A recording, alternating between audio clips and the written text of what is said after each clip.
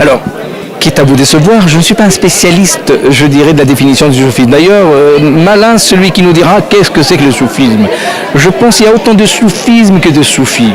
Mais si on se réfère à la définition première du soufisme, elle est d'abord une expression d'une sagesse musulmane, c'est une substance, al-jawhar.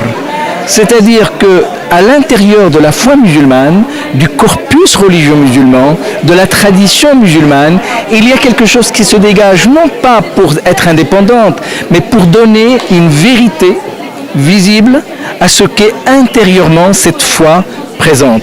De ce point de vue, le soufisme est cet arbre où les branches, ce sont autant d'expressions soufis, mais les bases et les fondations, c'est la foi musulmane. Donc, quintessence, al-jawhar. Comment peut-on le percevoir dans la société, dans notre vie quotidienne, parmi tout le monde? Comment? Là, de mon point de vue, si je voulais un peu provoquer le débat, je dirais que la meilleure façon d'être soufi, c'est lorsqu'on ne le sait pas, que les gens ne le savent pas. On n'est pas obligé. Un soufi, d'abord, c'est quelqu'un qui est dans la vie de tous les jours, qui porte en lui non pas une étiquette de soufi, mais je dirais une culture, une morale, une façon d'être, une façon d'avoir, une manière d'agir.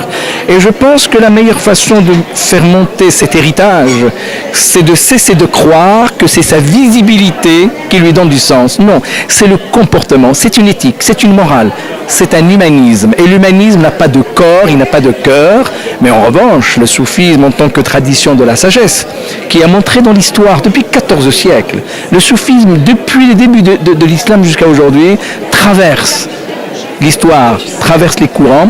C'est une façon d'être, c'est une manière d'approcher l'humain, une manière d'approcher son Seigneur, une manière d'approcher la nature, une manière d'approcher la vie tous les jours. Donc, ce n'est pas parce qu'on est visible qu'on est soufi. Le soufisme est un mystère qu'il faut garder en soi et je pense que les gens peuvent se retrouver. D'ailleurs, pourquoi le soufisme, à travers toute l'histoire, a développé ce qu'on appelle des séances de ritualisation?